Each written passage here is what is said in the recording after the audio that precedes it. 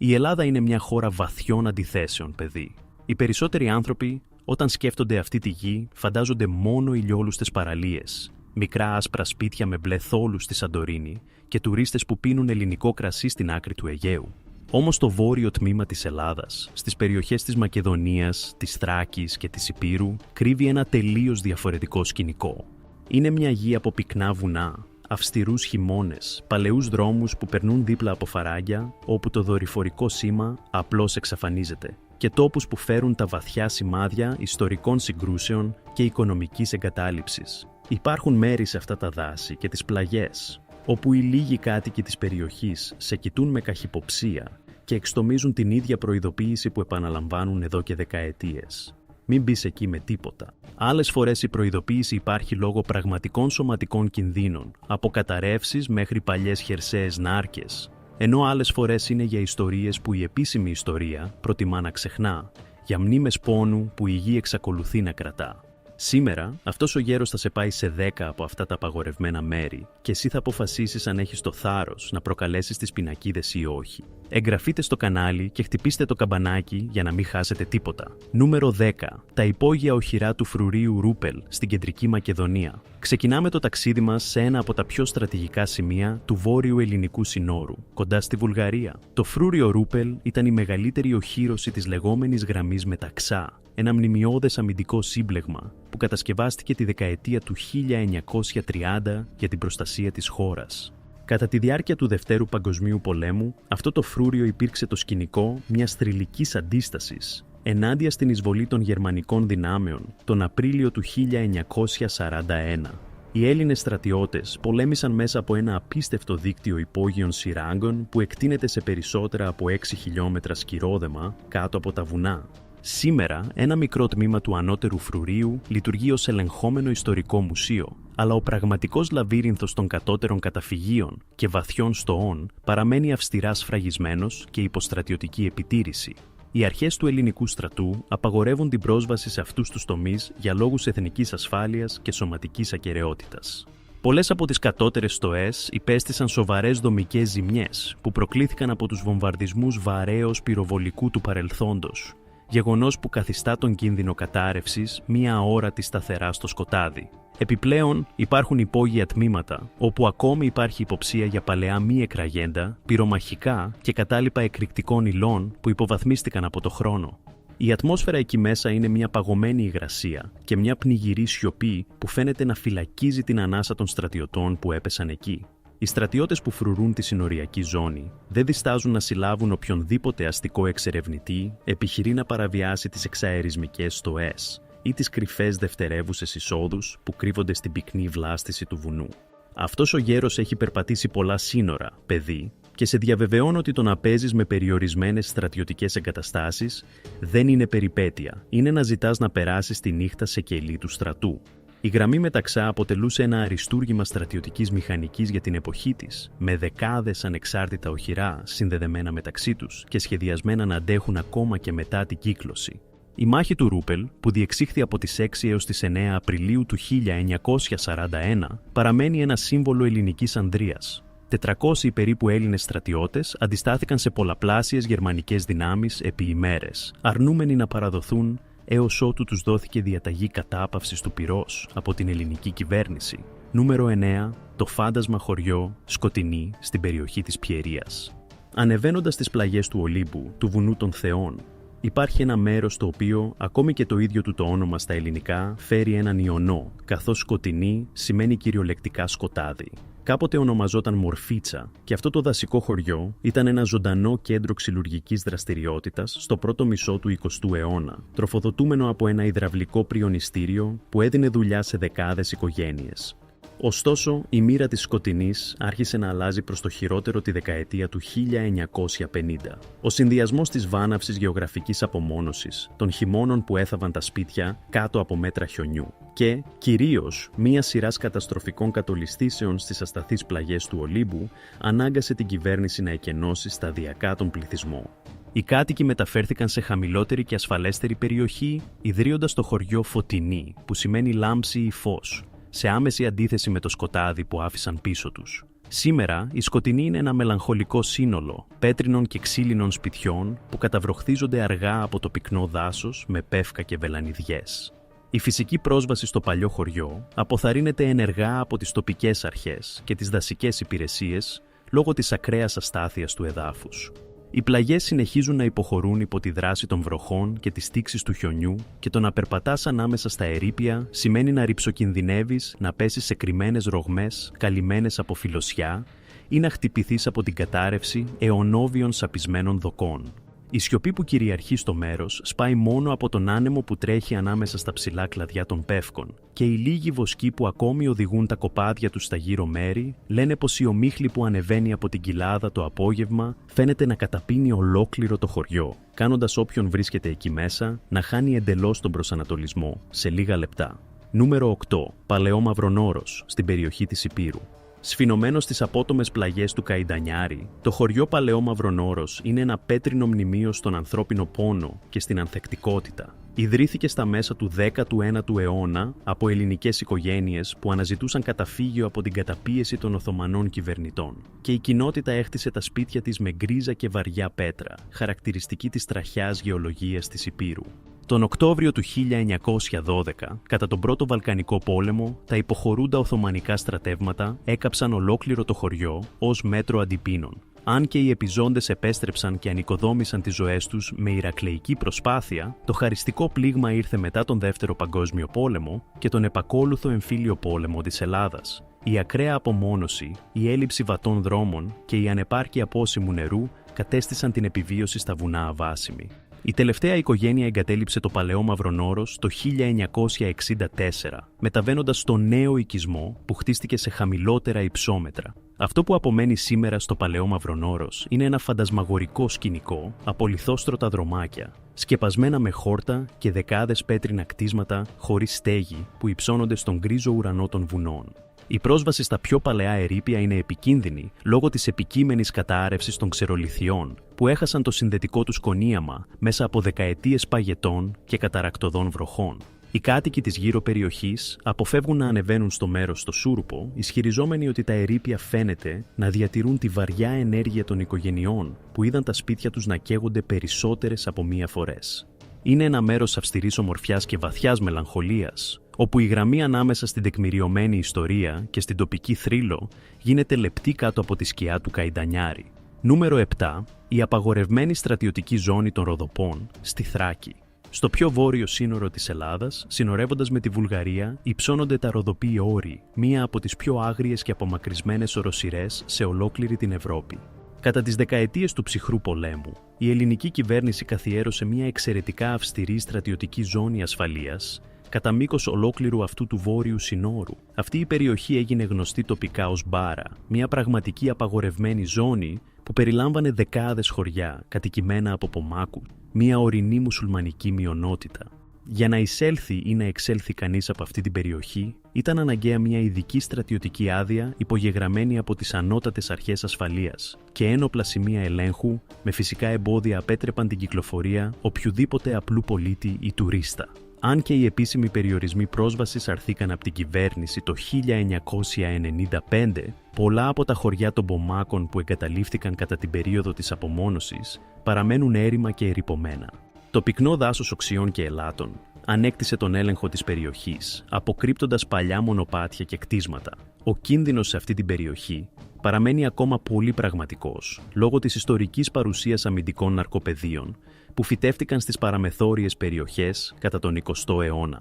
Αν και ο ελληνικός στρατός διεξήγαγε εκτεταμένες εκστρατείες αποναρκοθέτησης στα χρόνια που πέρασαν, πινακίδες στρατιωτικής προειδοποίησης με τη λέξη «κίνδυνος» μπορούν ακόμη να βρεθούν σε πιο απόμακρους και βαθύτερους τομείς των βουνών. Οι αρχές αποθαρρύνουν στεναρά οποιαδήποτε εξερεύνηση εκτός των κύριων ασφαλτοστρωμένων δρόμων και η συνοριακή περίπολος διατηρεί συνεχή επιτήρηση πάνω από τις απομονωμένες κοιλάδες. Η αίσθηση του να βρίσκεσαι σε έδαφος παγωμένο στο χρόνο, όπου η πρόσβαση αρνήθηκε στον έξω κόσμο για σχεδόν μισό αιώνα, προσδίδει στα Ροδοπή Όρη μια αδύνατη ατμόσφαιρα μυστηρίου. Νούμερο 6. Οι εγκαταλελειμμένες σιδηροδρομικές σύραγγες στα Τέμπη, στη Θεσσαλία. Το φαράγγι των Τεμπών είναι ένα στενό και δραματικό πέρασμα που χαράχτηκε από τον ποταμό Ποινιό ανάμεσα στον Όλυμπο και στην Όσα, συνδέοντας τις πεδιάδες της Θεσσαλίας με τις βόρειες περιοχές. Για περισσότερο από έναν αιώνα, η κύρια σιδηροδρομική γραμμή της Ελλάδας διέσχιζε αυτή τη στενή χαράδρα, μέσα από μια σειρά σειράγκων που σκαλίστηκαν κατευθείαν στη συμπαγή βράχο των βουνών. Με τον εξυγχρονισμό της μεταφορικής υποδομής και το άνοιγμα νέων, ευρύτερων και ασφαλέστερων σιδηροδρομικών σειράγκων στα πρόσφατα χρόνια, η παλαιά σιδηροδρομική γραμμή που ακολουθούσε τον ποταμό απενεργοποιήθηκε και εγκαταλείφθηκε. Σήμερα, οι σκουριασμένες ράγες χάνονται στο εσωτερικό σκοτεινών σειράγκων πέτρας, των οποίων οι είσοδοι είναι μερικώς μπλοκαρισμένες από φυσικά εμπόδια και αυστηρές απαγορευτικές πινακίδες που εκδίδονται από την κρατική σιδηροδρομική εταιρεία και την πολιτική προστασία. Ο λόγος για την αυστηρή απαγόρευση αυτής της διαδρομής είναι ο σταθερός και απρόβλεπτος κίνδυνος πτώσης βράχων και κατολισθήσεων από τις απότομες πλαγιές του φαραγγιού των τεμπών. Η γεωλογία της χαράδρας είναι επιρρεπή σε μαζικές κατολισθήσεις, που στο παρελθόν έχουν ήδη προκαλέσει θανατηφόρα ατυχήματα σε σιδηροδρομικές γραμμές και στην παρακείμενη εθνική οδό. Οι παλαιές σύραγγες δεν διαθέτουν κανενός είδους σύγχρονη δομική ενίσχυση ή φωτισμό και οι ασβεστολιθικές οροφές υποφέρουν από συνεχείς διεισδύσεις νερού που αποδυναμώνουν τη δομή του βουνού. Η εξερεύνηση του εσωτερικού αυτών των σκοτεινών στοών είναι να ρυψοκινδυνεύεις τη ζωή σου κάτω από τόνους βράχου που μπορεί να υποχωρήσουν από τον ελάχιστο θόρυβο ή δόνηση του εδάφους. Εκτός από τον απτό γεωλογικό κίνδυνο, η βαριά σιωπή μέσα στις απενεργοποιημένες σύραγγες σπάει μόνο από τον μακρινό ήχο του ορμητικού νερού του Ποινιού που κυλά ακριβώς από κάτω. Οι λίγοι ντόπιοι ψαράδες που συχνάζουν στις όχθες του ποταμού αποφεύγουν να πλησιάζουν τις παλαιές σιδηροδρομικές σύραγγες στο Σούρουπο, προειδοποιώντας ότι το φαράγγι των τεμπών έχει μία ασταθή ενέργεια που ανήκει μόνο στις δυνάμεις της φύσης. Νούμερο 5. Το φάντασμα χωριό Κωτήλη στη Δυτική Μακεδονία. Κρυμμένο στην κορυφή των πυκνών δασών του Γράμμου, κοντά στα σύνορα με την Αλβανία, βρίσκεται το παλιό χωριό Κωτήλη. Αυτός ο ορεινός οικισμός ήταν το απόλυτο επίκεντρο μερικών από τις πιο βίαιες και καταστροφικές μάχες του ελληνικού εμφυλίου πολέμου, που διεξήχθη μεταξύ 1946 και 1949. Οι κομμουνιστικές αντάρτικες δυνάμεις και ο εθνικός ελληνικός στρατός διεκδίκησαν κάθε πιθαμή αυτής της απόκρημνης οροσειράς και το χωριό Κωτήλη καταστράφηκε ουσιαστικά από το πυροβολικό και τους αεροπορικούς βομβαρδισμούς. Στο τέλος της σύραξης, τον Αύγουστο του 1949, το χωριό εκενώθηκε πλήρως από την κυβέρνηση για να αποτραπούν νέα αντίπεινα και λόγω της ολοκληρωτικής καταστροφής των συνθηκών διαβίωσης. Οι επιζώντες κάτοικοι δεν έλαβαν ποτέ άδεια να επιστρέψουν, αναγκαζόμενοι να ξαναχτίσουν τη ζωή τους στη νέα Κωτήλη, που χτίστηκε σε χαμηλότερο και πιο προσβάσιμο υψόμετρο. Αυτή τη στιγμή, η παλαιά Κωτήλη είναι ένα ξεχασμένο ερείπιο στη μέση ενός δάσους από μεγαλόπρεπα πεύκα, που φαίνεται να θέλει να σβήσει τα ίχνη της ανθρώπινης τραγωδίας. Μόνο η εξωτερική τείχη από πέτρα του παλιού σχολείου και της εκκλησίας του Αγίου Γεωργίου παραμένουν εν μέρει όρθιοι, σαν αθόρυβοι φρουροί μέσα στο δάσος. Η πρόσβαση στην περιοχή είναι εξαιρετικά δύσκολη και αντενδείκνυται ενεργά λόγω της πιθανής παρουσίας μη εκραγέντων πυρομαχικών πυροβολικού, σκουριασμένων χειροβομβίδων και βλημάτων από τον εμφύλιο πόλεμο που έχουν ταφεί κάτω από τη γη και τη φιλοσιά της δάσους επί δεκαετίες. Οι αρχές δασικής ασφάλειας και στρατιωτικής ασφάλειας παρακολουθούν την παραμεθόρια περιοχή του Γράμμου και η εξερεύνηση του τόπου περιβάλλεται από αυστηρούς περιορισμούς. Η σιωπή στην κορυφή του βουνού είναι τόσο βαθιά που φτάνει να είναι οδυνηρή, φέρνοντας το αόρατο βάρος μιας από τις πιο θλιβερές και αδελφοκτόνες περιόδους της σύγχρονης ελληνικής ιστορίας. Νούμερο 4. Το εγκαταλελειμμένο σανατόριο του Χορτιάτη στην Κεντρική Μακεδονία. Στους δασώδεις λόφους του Χορτιάτη, λίγα χιλιόμετρα από τη γεμάτη κόσμο πόλη της Θεσσαλονίκης, υψώνεται ένα κτίσμα γκρίζου σκυροδέματος με κενά παράθυρα που παραπέμπει σε μία από τις πιο σκοτεινές εποχές της δημόσιας υγείας. Το σανατόριο Χορτιάτη κτίστηκε στο πρώτο μισό του 20ου αιώνα για να απομονώσει και να θεραπεύσει ασθενείς που υπέφεραν από φυματίωση, μία θανατηφόρα ασθένεια που μάστιζε τον αστικό πληθυσμό πριν από την ανακάλυψη αποτελεσματικών αντιβιωτικών. Για δεκαετίες, αυτός ο τόπος ήταν ένα σημείο κοινωνικής αποκλεισμού και πόνου, όπου εκατοντάδες άνθρωποι περνούσαν τις τελευταίες μέρες, τους απομονωμένοι από τον έξω κόσμο, κάτω από το κρύο και υγρό κλίμα του βουνού. Με την πρόοδο της ιατρικής και τον έλεγχο της επιδημίας, το σανατόριο έχασε τη βιολογική του λειτουργία και οριστικά απενεργοποιήθηκε στη δεκαετία του 1970, αφεθέντας την εγκατάλειψη και στη δράση του αδυσόπιτου χρόνου.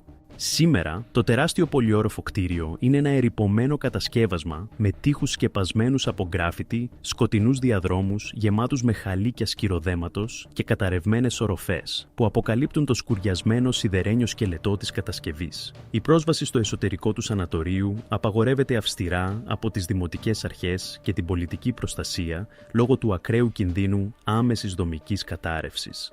Άνθρωποι που επιχείρησαν να εξερευνήσουν το χώρο χωρίς άδεια υπέστησαν σοβαρά ατυχήματα, πέφτοντας σε ανοιχτά φρεάτια ανελκυστήρων ή κάτω από δάπεδα σκυροδέματος, εξασθενισμένα από τη συνεχή διείσδυση νερού της βροχής.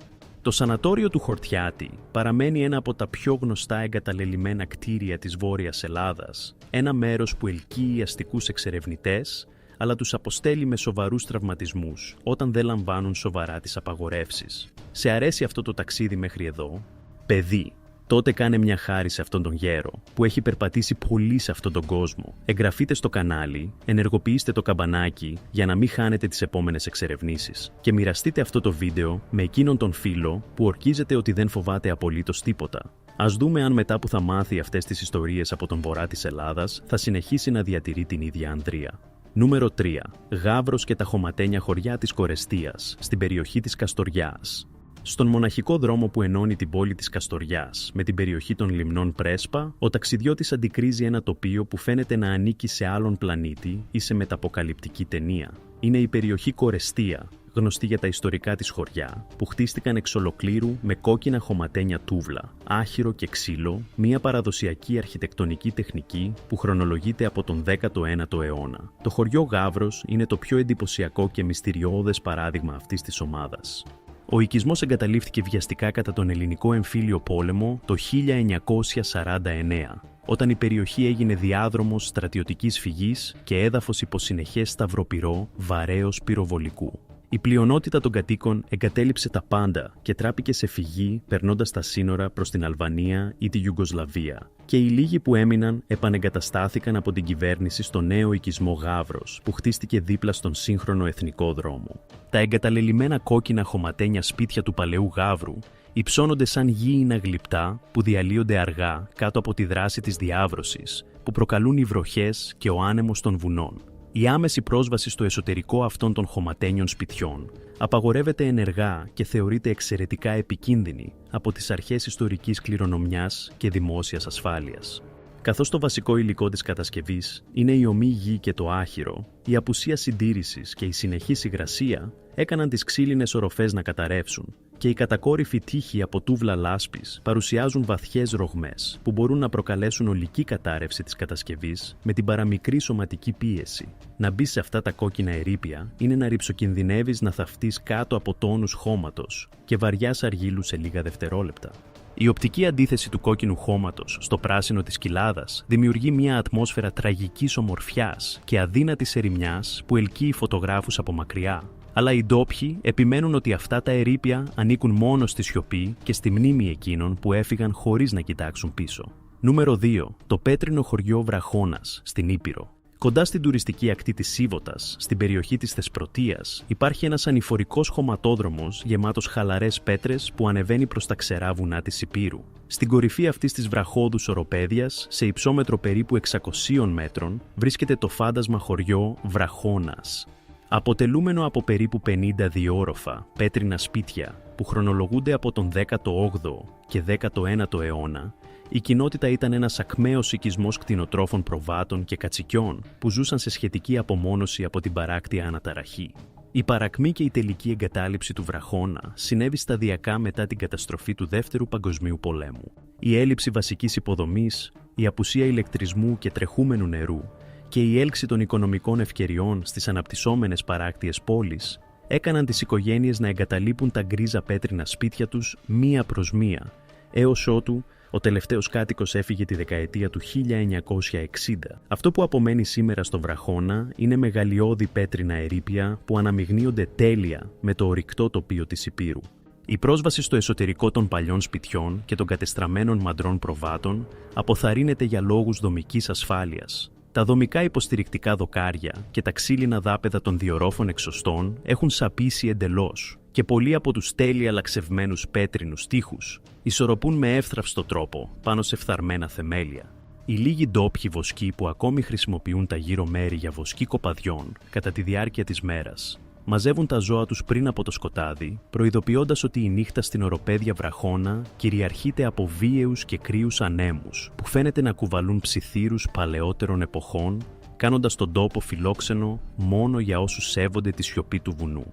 Νούμερο 1. Τα εγκαταλελειμμένα ορυχεία λιγνίτη της Πτολεμαΐδας στη Δυτική Μακεδονία. Και ο αριθμός 1 στη λίστα μας δεν είναι ένα βουκολικό χωριό ούτε ένα ιστορικό οχυρό, αλλά μια βιομηχανική έρημος κολοσιαίων διαστάσεων και επικείμενου κινδύνου. Η Πτολεμαΐδα είναι η καρδιά της παραγωγής ενέργειας της Ελλάδας, φιλοξενώντας μερικά από τα μεγαλύτερα ανοιχτά ορυχεία εξόρυξης άνθρακα και λιγνίτη σε ολόκληρη την Ευρώπη. Κατά τη διάρκεια δεκαετιών συνεχούς εκμετάλλευσης, τεράστιες εκτάσεις εξκαύτηκαν σε εκπληκτικά βάθη και όταν ο άνθρακας αυτών των συγκεκριμένων τμήματων εξαντλήθηκε, η δραστηριότητα εγκαταλείφθηκε, αφήνοντας πίσω τεράστιους κρατήρες και κολοσιαίες βιομηχανικές κατασκευές που σκουριάζουν κάτω από τον ουρανό της Μακεδονίας. Ολόκληρη η επικράτεια των παλαιών ορυχείων λιγνίτη είναι μια βιομηχανική αποκλειστική ζώνη με αυστηρά απαγορευμένη πρόσβαση που ελέγχεται υπό ένοπλη επιτήρηση και φράχτες ασφαλείας από την ελληνική κρατική εταιρεία ηλεκτρισμού. Ο κίνδυνος σε αυτή την εγκαταλελειμμένη βιομηχανική ζώνη είναι ακραίος και πολυδιάστατος. Πρώτον, η τεχνητή γεωλογία που δημιουργήθηκε από τις μαζικές εξκαφές είναι εξαιρετικά ασταθής. Εμφανίζονται ξαφνικές και μαζικές κατολισθήσεις εδάφους στις πλαγιές των κρατήρων και το φαινόμενο της καθίζησης του εδάφους μπορεί να δημιουργήσει βαθιές τρύπες και καταβόθρες με απολύτως απρόβλεπτο τρόπο κάτω από τα πόδια οποιουδήποτε εισβολέα. Επιπλέον, τα γιγάντια περιστρεφόμενα εξκαπτήρια με κουβάδες, ορισμένα με ύψος που ισοδυναμεί με πολυόροφα κτίρια, που αφέθηκαν πίσω σκελετοί από σκουριασμένο σίδερο και χάλιβα, παρουσιάζουν τεράστιο κίνδυνο κατάρρευσης των κινητών τους μερών που φθαρήκαν από τη διάβρωση. Το εσωτερικό των φρεατίων και των εγκαταλελειμμένων εγκαταστάσεων επεξεργασίας φιλοξενεί επίσης λιμνάζοντα νερά εξαιρετικά τοξικής οξύτητας και επικίνδυνες συγκεντρώσεις επιβλαβών αερίων που έχουν συσσωρευτεί στον πυθμένα των αεριζόμενων κιλωμάτων. Η εταιρεία ενέργειας και η τοπική αστυνομία παρακολουθούν ενεργά την περίμετρο για να αποτρέπουν την είσοδο περίεργων και μεταλλοκλεφτών. Είναι ένα τρομακτικό και επιβλητικό μνημείο στην κλίμακα της ανθρώπινης επέμβασης στη γη, όπου το κατεστραμμένο τοπίο μεταδίδει ένα σιωπηλό μήνυμα ερημιάς και απόλυτου κινδύνου σε όποιον τολμά να υπερβεί τα όρια της ασφάλειας. Και με τα τεράστια ορυχεία της Πτολεμαΐδας κλείνουμε τη λίστα μας με τα 10 εγκαταλελειμμένα μέρη στη Βόρεια Ελλάδα, όπου η είσοδος απαγορεύεται αυστηρά για κάποιον πολύ σοβαρό λόγο, παιδί. 10 σημεία στο χάρτη όπου η ιστορία των πολέμων, οι φυσικές καταστροφές και οι μεγάλες βιομηχανικές μετασχηματισμοί άφησαν σημάδια που ο χρόνος δεν μπορεί να σβήσει εύκολα. Ο βορράς αυτής της χώρας είναι αρχαίος, άγριος και γεμάτος μυστικά, κάτω από την επιφάνεια που η πλειονότητα των ανθρώπων που ταξιδεύουν πολύ γρήγορα προτιμά να αγνοεί για να μην χρειαστεί να σκεφτεί. Σου έδειξα το δρόμο και αυτό που θα κάνεις με αυτό είναι αποκλειστικά δικό σου πρόβλημα. Αν αυτό το βίντεο σε έκανε να σκεφτείς ή σου έδωσε εκείνη την επιθυμία να γνωρίσεις τη βαθιά Ελλάδα, εγγραφείτε στο κανάλι για να ακολουθήσετε αυτόν τον γέρο στα επόμενα ταξίδια. Μοιραστείτε αυτό το βίντεο με όποιον χρειάζεται να ξέρει ότι η Ελλάδα είναι πολύ περισσότερα από όμορφες παραλίες και μαρμάρινα μνημεία στην Αθήνα. Αν ταξιδεύεις τη νύχτα σε κάποιον από αυτούς τους μοναχικούς δρόμους του Βορρά, θυμήσου καλά τη συμβουλή που οι γέροι επαναλαμβάνουν πάντα. Μη σταματάς το αυτοκίνητο και μην αποσπάσει από τίποτα σε αυτόν τον κόσμο. Τα λέμε, παιδί. Ο γέρος πάει να ξεκουραστεί.